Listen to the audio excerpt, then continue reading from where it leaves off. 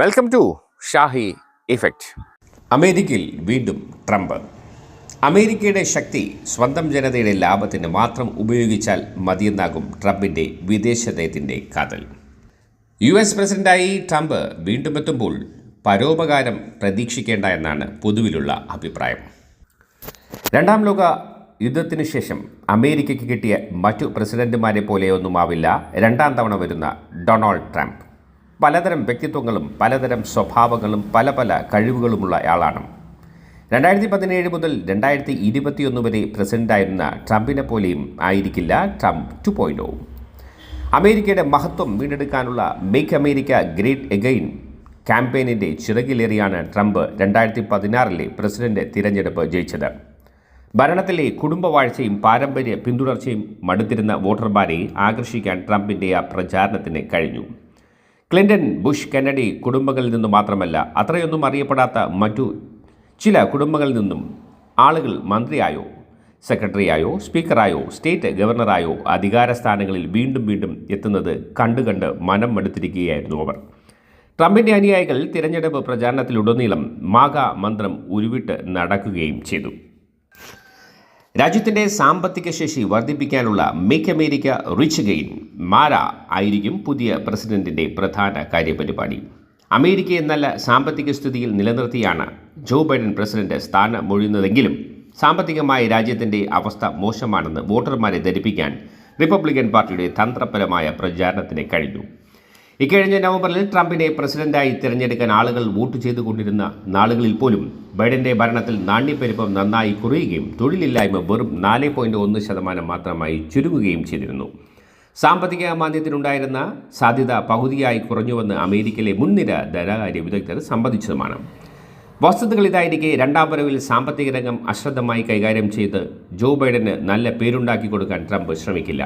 അതുകൊണ്ട് തന്നെ ഇനിയുള്ള ഭരണ നടപടികളിൽ തൽക്കാലം മാഗ പിന്നോട്ടു മാറുകയും മേക്ക് അമേരിക്ക റിച്ച് ഗെയിന് പ്രാധാന്യം കിട്ടുകയും ചെയ്യാനാണ് സാധ്യത. അമേരിക്കയ്ക്ക് ശക്തിയുണ്ടെങ്കിൽ ആ ശക്തി ഉപയോഗിക്കേണ്ടത് അമേരിക്കൻ ജനതയുടെ ലാഭത്തിനു വേണ്ടിയാണെന്ന് ട്രംപ് വിശ്വസിക്കുന്നു. ആ വിശ്വാസത്തിൽ അധിഷ്ഠിതമായിരിക്കും അദ്ദേഹത്തിൻ്റെ വിദേശ നയങ്ങൾ. മുൻ പ്രസിഡന്റുമാരായ കെന്നഡി, ഐസൻഹോവർ കാലഘട്ടത്തിലേതുപോലുള്ള ലോകത്തിനാകെ ഉപകാരപ്രദമാകുന്ന എന്തെങ്കിലും നടപടി ട്രംപിൻ്റെ ഭരണത്തിൽ പ്രതീക്ഷിക്കാൻ ആവില്ല. അത്തരം പരോപകാര ചിന്തകളിലെല്ലാം വൈറ്റ് ഹൗസിൽ നിന്നെടുത്ത് ദൂരെ കളയാനാണ് സാധ്യത. 2020 തിരഞ്ഞെടുപ്പിൽ ജോ ബൈഡനോട് പരാജയപ്പെട്ടും പിന്നാലെയുണ്ടായ പാർലമെന്റ് മന്ദിര ആക്രമണത്തിൻ്റെ പഴികേട്ടും ഇംപീച്ച്മെന്റ് നടപടി നേരിട്ടും അപമാനിതനായി പൊതുവേദി വിട്ട ട്രംപ് രാഷ്ട്രീയ തിരിച്ചുവരവ് നടത്തുമെന്ന് അധികമാരും പ്രതീക്ഷിച്ചതല്ല. എന്നാൽ ട്രംപിൻ്റെ ഒന്നാം റിപ്പബ്ലിക്കൻ ഭരണകാലത്തിനും 2017, 2020 രണ്ടാമത്തേതിനും മധ്യേയുള്ള ഇടവേള മാത്രമായി മാറുകയായിരുന്നു ബൈഡന്റെ ഡെമോക്രാറ്റ് ഭരണം 2021 മുതൽ 2024 വരെ. കഴിഞ്ഞ നവംബറിൽ നടന്ന പ്രസിഡന്റ് തിരഞ്ഞെടുപ്പിനായി ബൈഡൻ തന്നെയാണ് ആദ്യം ഡെമോക്രാറ്റിക് സ്ഥാനാർത്ഥിയായതെങ്കിലും ട്രംപുമായുള്ള സംവാദത്തിൽ പതറിയതോടെ വിമർശനത്തെ തുടർന്ന് പിന്മാറുകയായിരുന്നു. പകരം സ്ഥാനാർത്ഥിയായ വൈസ് പ്രസിഡന്റ് കമല ഹാരിസിനെ ജനകീയ വോട്ടിലും ഇലക്ടറൽ വോട്ടിലും വൻ ഭൂരിപക്ഷത്തിൽ തോൽപ്പിച്ചാണ് ട്രംപ് രണ്ടാമതും പ്രസിഡന്റായത്. ട്രംപ് ഭരണത്തിൽ ഇന്ത്യ-US വ്യാപാര ബന്ധത്തിന് ഏറ്റവും വലിയ തടസ്സമാകാൻ പോകുന്നത് ഇന്ത്യയുടെ താരിഫ് നിരക്കുകളാണ്. വ്യാപാര ഇടപാടുകളിൽ ഉയർന്ന താരിഫ് ഈടാക്കുന്ന രാജ്യമായാണ് കഴിഞ്ഞ 10 വർഷമായി ട്രംപ് ഇന്ത്യയെ കണക്കാക്കുന്നത്.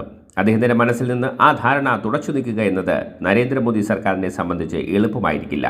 താരിഫ് നിരക്കുകളിൽ ഇന്ത്യ ഗണ്യമായ ഇളവുകൾ അനുവദിക്കുന്നതുവരെ ഇന്ത്യ-US സാമ്പത്തിക ബന്ധങ്ങൾ അതിൽ കുടുങ്ങിക്കിടക്കുകയും ചെയ്യും എന്നത് ഒരു യാഥാർത്ഥ്യമാണ്.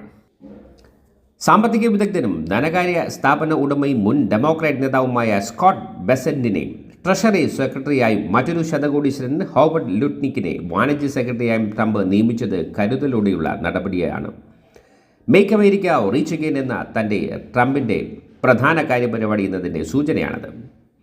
ട്രംപിൻ്റെ സഹജമായ വാസനയും സ്വഭാവവും വെച്ച് നോക്കുമ്പോൾ എന്തെങ്കിലും വഴി ഉണ്ടെങ്കിൽ 21 വർഷമായി വ്ളാഡിമിർ പുടിൻ റഷ്യയിൽ നടത്തി വരുന്നത് പോലൊരു ഭരണം അടുത്ത 4 വർഷം അമേരിക്കയിൽ നടത്താനാകും ട്രംപ് ആഗ്രഹിക്കുന്നുണ്ടാവുക. കാനഡയെ അമേരിക്കയുടെ സ്റ്റേറ്റുകളിൽ ഒന്നാക്കുമെന്നും പാനാമ കനാൽ പിടിച്ചെടുക്കുമെന്നും ഗ്രീൻലാൻഡ് സ്വന്തമാക്കുമെന്നും മറ്റുമുള്ള ട്രംപിൻ്റെ ഭീഷണികൾക്ക് പുടിൻ സ്റ്റൈൽ ഉണ്ടെന്ന് കാണാം. പുടിൻ്റെ രീതിയും അതുതന്നെയാണല്ലോ.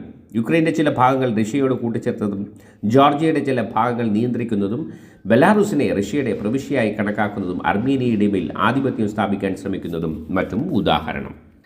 അമേരിക്കയ്ക്ക് ശക്തിയുണ്ടെങ്കിൽ ആ ശക്തി ഉപയോഗിക്കേണ്ടത് അമേരിക്കൻ ജനതയുടെ ലാഭത്തിനു വേണ്ടിയാണെന്ന് ട്രംപ് വിശ്വസിക്കുന്നു. ആ വിശ്വാസത്തിൽ അധിഷ്ഠിതമായിരിക്കും അദ്ദേഹത്തിൻ്റെ വിദേശ നയങ്ങളും. മുൻ പ്രസിഡന്റുമാരായ കെന്നഡി, ഐസനോവർ കാലഘട്ടത്തിൽ ഇതുപോലുള്ള ലോകത്തിനാകെ ഉപകാരപ്രദമാകുന്ന എന്തെങ്കിലും നടപടി ട്രംപിൻ്റെ ഭരണത്തിൽ പ്രതീക്ഷിക്കാനാവില്ല. അത്തരം പരോപകാര ചിന്തകളെല്ലാം വൈറ്റ് ഹൗസിൽ നിന്നെടുത്ത് ദൂരെ കളയാനാണ് സാധ്യത.